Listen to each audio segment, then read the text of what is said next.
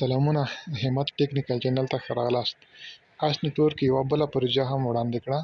د دې وړاندې آس نیټورک دوه پروژې نوره هم وړاندې کړې وې چې له هغې جملې څخه په خپله یو آیس نیټورک و چې آیس نیټورک ډېر ښه قیمت واخیست او هغه په زیاتو صرافیو کې لانچ شو. او دغه له هغې وروسته دوه نورو پروژې چې دي پري پروجیکټ پروژې چې دي هغه وړاندې کړې. د هغې له جملو څخه یوه بله پروژه چې هغه هم وړاندې شوه، خو هغې مایننګ چې د هغې مایننګ هم ختم شوی دی او په راتلونکي کې به هغه هم ډېر ژر لانچ شي. له هغې وروسته دغه دریمه پروژه ده چې آیس نیټورک دغه پري پروجیکټ چې دی دغه وړاندې کړ. نو دغه هم هېڅکله یې لاسه مه ورکوئ. ډېر ژر دغه کې اکاونټونه جوړ کړئ. د اکاونټ په جوړولو سره تاسو ته 2000 ټوکان درکوي او د هر انوایټ په سر هم درته تاسو ته 2000 ټوکان درکوي.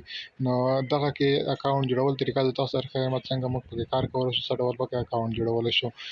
د دغه ویډیو لینک زه تاسو ته د ویډیو په ډسکرپشن کې پرېږدم، خو له ویډیو شروع کېدو مخکې تاسو زما چینل درسره سبسکرایب کړئ. تاسو به راشئ لینک باندې به کلیک وکړئ. سینه کله مو چې لینک باندې کلیک وکړ تاسو به ګوګل پلی سټور ته بوځئ او ګوګل پلی سټور باندې به کلیک وکړئ. تاسو به دغه اپلیکیشن چې دی دغه د سوسیس په نوم اپلیکیشن دی دغه به را ډاونلوډ کړئ. سینه کله مو چې را ډاونلوډ کړ نو را خلاص به کړئ.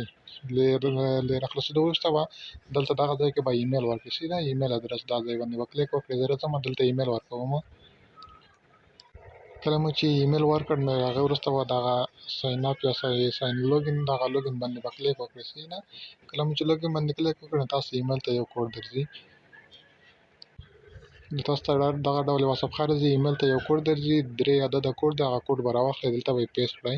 زه راځم هغه کوډ رااخلم، ماته چې ایمیل ته کوډ راشي. ښه دغه دی ماته کوډ دی راغلی 09 چې دغه کوډ دی. دغه کوډ به راواخلئ، بېرته به هماغه اپلیکیشن ته راشئ. دغه کوډ به دغه ځای کې ولیکئ 09 نو سمدستي یې اخلئ. څنګه مو چې کوډ ورکړ سمدستي کوډ اخلي. صحیح ده. تاسو ته به دا ډول یوه صفحه راشي، لاندې به راشئ، دغه نیکسټ ټیپ باندې به کلیک وکړئ. دوهم ځل به بیا کلیک وکړئ او بیا به هم کلیک پرې وکړئ او له هغې وروسته بیا هم کلیک پرې وکړئ. له هغې وروسته به دلته راشئ، دغه ځای کې به یو یوزر نیم ورته انتخاب کړئ. زه راځم یو نوم ورته انتخابوم. دا ډول یو نوم به ورکړئ. له هغې وروسته بیا دغه نیکسټ ټیپ باندې کلیک وکړئ.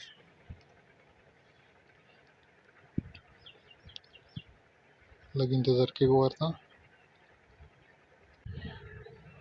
ښه دغه دی زموږ اکاونټ چې دغه کمپلیټ شو. را به شو لاندې دغه کمپلیټ باندې به کلیک وکړئ. تاسو ته به 2000 ټوکن چې دي هغه به جمع شي. لږ انتظار کېږو تر څو دغه ټوکن چې دي دغه جمع شي. دغه دی زموږ اکاونټ چې دی جوړ شو. دلته پاس تاسو وګورئ، را به شي د سکیپ آل باندې به کلیک کړئ. دغه دی ماته 2000 ټوکن چې دي هغه جمع شو. نو څنګه کار پکې کېږي اوس فقط ورځ کې راځئ یو ځل دغه لاندې ځای باندې کلیک کوئ. دغه ځای باندې صحیح ده. دغه ځای باندې کلیک کوئ. هر 24 ساعته وروسته یو ځل فقط را به شئ دا ځای باندې به کلیک وکړئ تر څو ستاسو مایننګ چې د هغه شروع شي.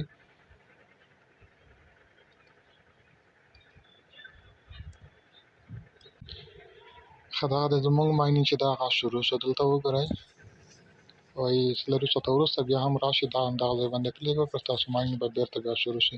یعنې هر ساعت کې تاسو ته 80 ټوکن اوس هم درکوي. صحیح ده.